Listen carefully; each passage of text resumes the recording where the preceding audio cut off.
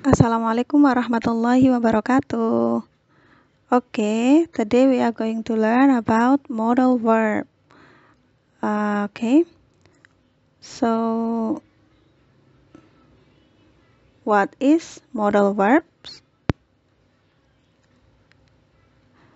Modal verb is a type of helping verb. Jadi modal verb itu verb, tapi dia masuk ke kategori kata kerja bantu ya.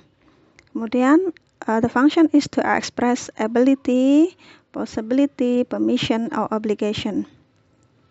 Jadi fungsinya kata kerja bantu ini untuk mengekspresikan kemampuan, kemudian kemungkinan, perizinan atau keharusan ya.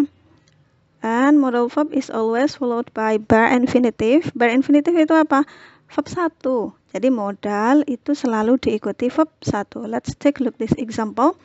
I can speak 5 languages. Nah, di sini can sebagai modal kata kerja bantu. Kemudian kata kerja utamanya adalah speak. Oke, saya bisa atau dapat, saya bisa berbicara 5 bahasa. Can di sini menunjukkan bahwa sang pembicara ini mempunyai ability, mempunyai kemampuan. Seperti itu ya. Oke, next. Some modal verbs, ada can, ada could, kemudian ada may, ada might, ada should, ada ought to, ada had better, ada must, dan ada have to. Kita lihat artinya satu-satu ya.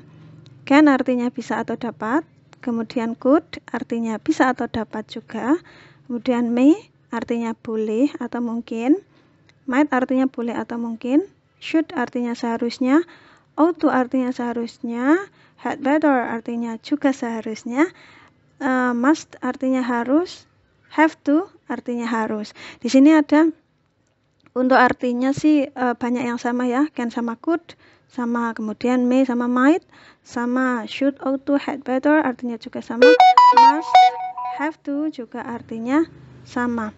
Tapi bedanya apa? Nanti bedanya di fungsi ya, fungsinya. Dia dipakai untuk apa, seperti itu ya fungsinya. Oke, untuk pattern, untuk rumusnya ada subject plus ini modal, kemudian plus verb 1. Jadi I can speak English, I can speak 5 languages misalnya. Pokoknya modal plus verb 1. Oke. Tapi ini bentuk yang positif ya. Untuk bentuk negatif sama interrogatifnya tinggal nambah not. I cannot gitu berarti. I could not gitu ya. Berarti kalau interrogatifnya modalnya taruh depan. Can I speak 5 languages gitu caranya.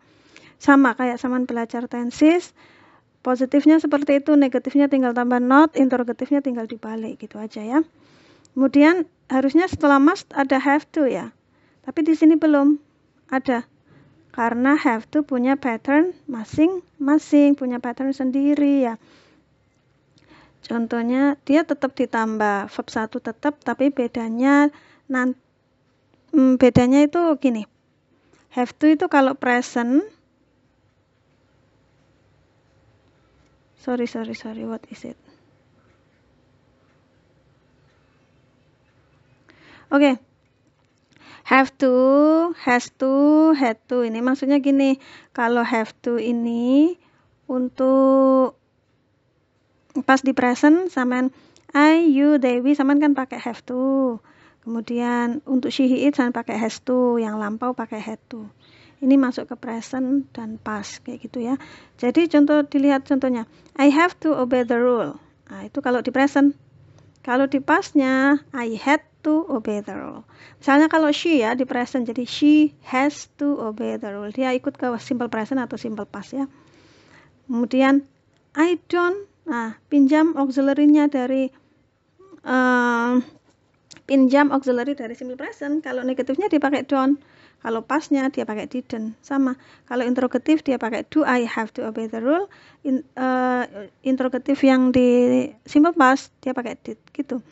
Jadi bedanya kalau have to, has to, dan have to ini dia apa sih namanya patternnya ikut yang present sama past. Tapi kalau ini nggak ada. Ini kalau negatif ya tinggal tambah not, kalau interrogatif ya tinggal taruh depan. Seperti itu ya patternnya. Kemudian kita balik lagi, di sini kita bahas satu-satu. Can artinya bisa atau dapat. Fungsinya untuk kemampuan di waktu sekarang. They can play soccer well. Mereka bisa bermain sepak bola dengan baik, dengan bagus. Sekarang maksudnya, kemampuan di waktu sekarang. Kemudian meminta izin. Can I take my dictionary? Ini mas ikut ke interrogatif ya. Kemudian memberi izin. You can take your dictionary. Menawarkan. Can I help you? Bisakah saya membantu kamu? Menawarkan. Permintaan. Can you accompany me? Bisakah kamu menemani saya? Seperti itu. Pokoknya kalau sampean tahu can itu artinya bisa atau dapat, kalian tinggal masukkan. Saya bisa apa? Saya bisa bermain sepak bola dengan baik. Mana ya? Can I take my dictionary? Bolehkah saya mengambil kamu saya? Bisakah saya mengambil kamu saya? Kayak gitu ya. Can seperti itu. Kemudian kita lanjut ke could. Could ini sama artinya kayak can. Bedanya apa? Kalau could itu dipakai untuk kemampuan di waktu lampau. They could play soccer well when they were 5. Mereka bisa bermain sepak bola dengan bagus ketika mereka berumur 5 tahun. Jadi bisanya main sepak bola pas umur 5 tahun ya, pas lampau. Kemudian minta izin juga, could I take my dictionary, sama memberi izin sama kayak can juga. Terus bedanya apa sama can, sama could? Meminta izin, memberi izin sama. Bedanya could itu lebih formal daripada can. Oke, saya back lagi. Kita masuk ke may, boleh atau mungkin. Fungsi may meminta izin lagi loh. Kok sama? Can, could, may sama meminta izin. Bedanya apa? May jauh lebih formal, kemudian turun ke could, agak formal, dan yang informal ya pakai can. Seperti itu. Kemudian may juga bisa digunakan untuk berasumsi. You're sweating, it must be hot outside. Kamu berkeringat, pasti di luar panas ya, gitu. Berasumsi. Dia itu pakai Lamborghini, kayaknya dia kaya, gitu kan, asumsi. Di luar sangat di luar mendungnya hitam, kayaknya nih habis ini hujan nih, itu asumsi ya. Kemudian might ini lebih condong ke artinya mungkin ya, karena might itu dipakai keyakinan, yang belum tentu juga. I might come to your wedding. Saya mungkin datang ke pesta kamu gitu. Jadi sampean memberikan jawaban yang belum tentu. Sampean sendiri belum yakin ya akan melakukan itu apa enggak. Sampean pakai might. Kemudian should. Should artinya seharusnya. Memberi saran. Should I call your mother to say happy Mother's Day? Dia memberikan saran ya. Haruskah saya memanggil ibumu untuk mengucapkan selamat ulang tahun? Oke, kita back lagi ke ought to.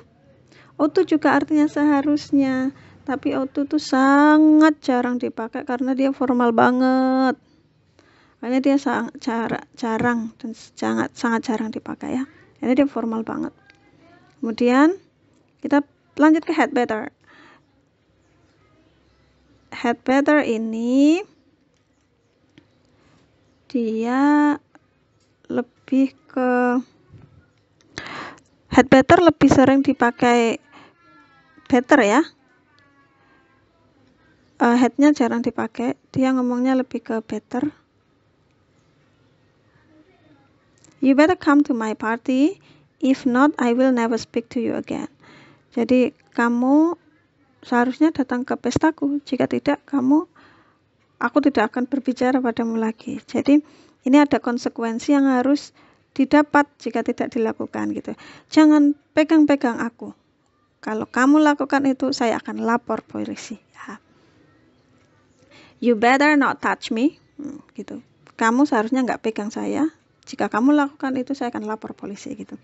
Jadi seharusnya di sini kamu ngomong ini, tapi kalau kamu ngomong pada seseorang itu tidak melakukannya, dia akan mendapatkan konsekuensinya. Seperti itu. Oke, kita lanjut ke must dan have to. Artinya harus menyuruh ya, menyuruh. Kalau must itu datang dari diri sendiri, kalau have to itu datangnya dari orang lain.